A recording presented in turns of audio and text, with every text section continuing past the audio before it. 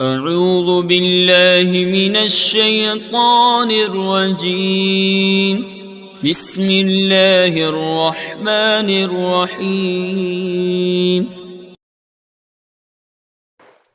بسم اللہ الرحمن الرحیم۔ میں خورشید انور نظامی، استاذ دارالعلوم مرزا غالب روڈ، الہ آباد، پریاگ راج، میں فن ادب کی معیاری کتاب دیوان متنبی کا درس دینے جا رہا ہوں۔ جماعت سادسہ کے طلبہ بغور سماعت فرمائیں۔ شعر سماعت فرمائیے۔ وَتَحْتَ لِوَائِهِ ضَرَبُ الْأَعَادِي وَظَلُّ لَهُمْ مِنَ الْعَرَبِ الصِّعَابُ۔ لوا بڑا جھنڈا، جمع الوئاتن اعادی اعادن اعدا۔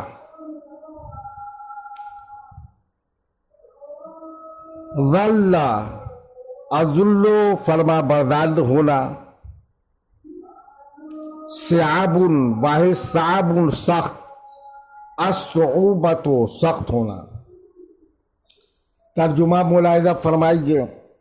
اور اسی کے جھنڈے کے نیچے انہوں نے دشمنوں سے جنگ کی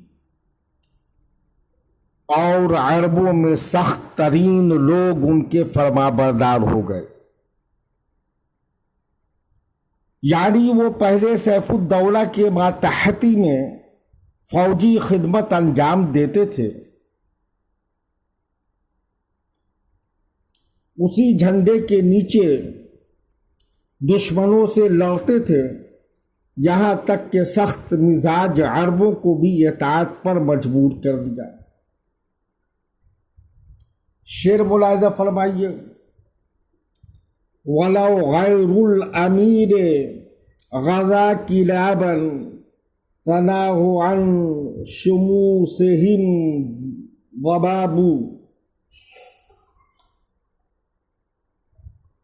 لغوی تجزیہ: امیر، حاکم جمع عمرہ، غزا الغزوۃ جنگ کرنا، ثنا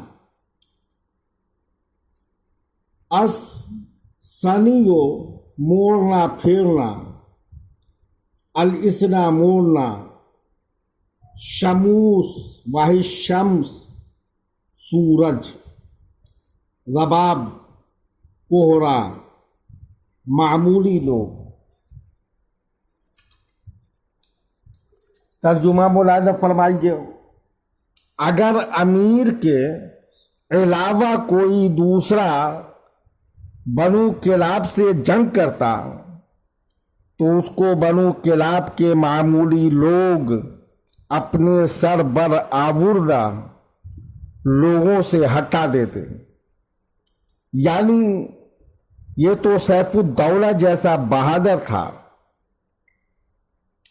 جس نے بنو کلاب پر فتح حاصل کر لی، ورنہ کوئی دوسرا ان پر حملہ آور ہوتا تو ان کے بڑے لوگوں کو سامنے آنے کی ضرورت بھی نہیں پڑتی اور معمولی لوگ ان کو شکست دے کر الٹے پاؤں لوٹنے پر مجبور کر دیتے۔ جس طرح کوہرا جب چھا جاتا ہے تو سورج نظر نہیں آتا، اسی طرح بنو کلاب کے ممتاز اور سربر آوردہ بہادر آفتاب کی حیثیت رکھتے ہیں اور عوام کی حیثیت کوہرے کی ہے، یعنی دشمن بنو کلاب کے ممتاز لوگوں کی صورت بھی نہیں دیکھ پاتے اور معمولی لوگ شکست دے دیتے۔ شعر ملاحظہ فرمائیے۔ وَلَاقَ دُونَ سَائِهِمْ تِعَالًا युलाक़ी इंदहु ज़िबल ग़ुराब। लाका अल मुलाकात, मिलना। साई, जानवरों का बाड़ा। तान अलमतायन, तो नेजाबाजी करना। अतानो नेजा मारना। अज़ेबो भेड़िया। जमा ज़ियाब अल-गुराबो कौवा। जमा अग़रेबतुन ग़िरबानुन ग़ुरुबुन अग़रुबिन अग़रुबुन और ग़राबीन। तर्जुमा। और वो अपने जानवरों के बाड़े के पास नेज़ाबाजी करते हुए मिलते, जहां कौवा भेड़िए से मिलता रहता है। यानी उनकी आबादी पर दुश्मनों को हमला करने की नौबत भी नहीं आती, और वो आबादी के बाहर अपने जानवरों के बाड़े के पास दुश्मनों को अपने नेज़ों की नोक पर रख लेते। उन बाड़ों के पास उन्होंने दुश्मनों की लाशें बहुत मार बिछाई हैं, जैसे भेड़िया खाने के लिए आते रहते हैं, और कौवा भी भेड़िए की परवाह किए बगैर उस दस्तरखान पर शरीक रहता है, क्योंकि लाशें इतनी ज़्यादा होती है कि कौवे को भेड़िए के करीब जाने की ज़रूरत ही नहीं होती। इसलिए दोनों एक साथ ही लाशों को नोचते और खाते हैं। शेर मुलाहिदा फरमाइए। वखैलन तग़तज़ी रिहल मवामी वयक्फ़ीहा मिनल माइ सराबू।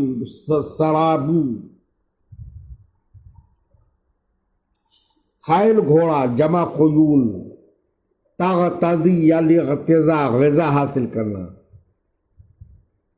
अल-ग़ुज़ू वो खुराक देना। री हवा जमा रियाह। मवामी वाहिद मात मैदान। यक्फ़ी अल किफ़ायतो काफ़ी होना। सराब रेतीला मैदान जो दूर से पानी मालूम होता। तर्जुमा मुलाहिदा फरमाइए। और ऐसे घोड़े के साथ जो मैदानों की हवा खाते हैं, उनको पानी के बजाय शराब काफी होता है। यानी बनु किलाब अपने जफाकश घोड़ों पर सवार तैयार मिलते हैं, जो मैदान की हवा खाते हैं और पानी न मिले तो शराब देखकर प्यास बुझा लेते हैं। शेर मुलाहिदा फरमाइए। वलाकिन रब्बुहुम असरा इलैहिम फमा नफ़अल वक़ूफ़ वला ज़हाबू। असरा अल-इसरा रात में ले जाना। अल-नफ़अ फायदा देना। अल-वक़ूफ़ ठहरना। अज़हाबो जाना। तर्जुमा मुलाहिदा फरमाइए। लेकिन उनका आका रात में उनकी तरफ ले गया, इसलिए क़याम ने फायदा दिया, न फिरार ने, न जाने ने। यानी बनु किलाब के बहादुरी अपनी जगह है, लेकिन अब की बात तो उनसे बड़ा बहादुर घोड़ों को लेकर उन पर हमला आवर था। اس کے لیے نہ روک کر لڑنے میں فائدہ تھا، نہ فرار کا کوئی نتیجہ تھا۔ شعر ملاحظہ فرمائیے، ولا لیل اجن ولا نہار ولا خیل حملن ولا رکاب، اور نہ راتوں نے چھپایا اور نہ دن نے، نہ گھوڑے لے جا سکا نہ اونٹ، یعنی حملہ کے بعد نہ دن کی روشنی میں کہیں بھاگ سکے اور نہ رات کی تاریکی میں نہ ان کو گھوڑے لے کر فرار ہو سکے نہ اونٹ۔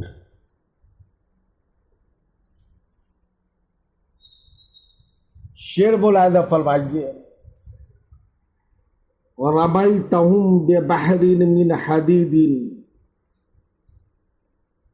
لَهُ فِي الْبَرِّ خَلْفَهُمْ عُبَابٌ، بحر سمندر،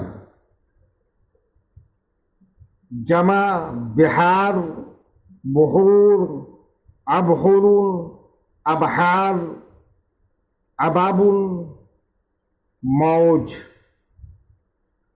اب موج کا زیادہ ہونا۔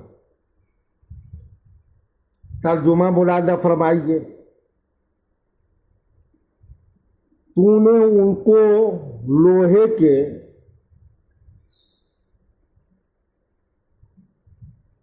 سمندر میں پھینک دیا اور خشکی میں ان کے پیچھے موج تھی، یعنی اسلحہ جنگ کی اتنی کثرت تھی کہ بنو کلاب یاروں کے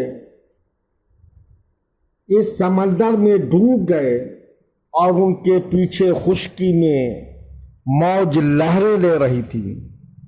اگر سمندر سے نکلنے کی کوشش کی تو موج اٹھا کر پھر سمندر میں پھینک دے گی، یعنی ایک طرف سیف الدولہ کی فوج سمندر کی موج کی طرح موجود تھی، دوسری طرف وہ لوہے کے سمندر میں غرق تھے، اس لیے نجات کی کوئی صورت نہیں تھی۔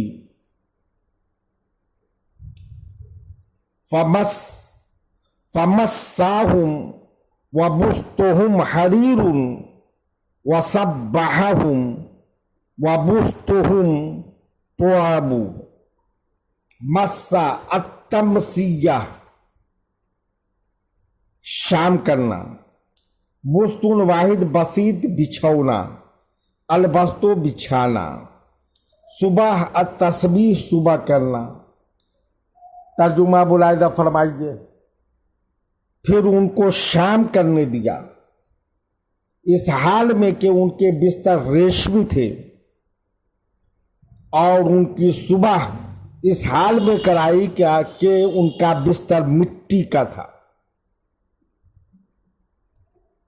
یعنی جب وہ شام کو مورچہ میں آئے تو رات میں اپنے ریشمی بستروں پر سوئے، اور صبح کو جب تم نے حملہ کر کے میدان جنگ میں ان کی لاشیں بچھا دی تو ان کا بستر اب مٹی کے سوا اور کیا تھا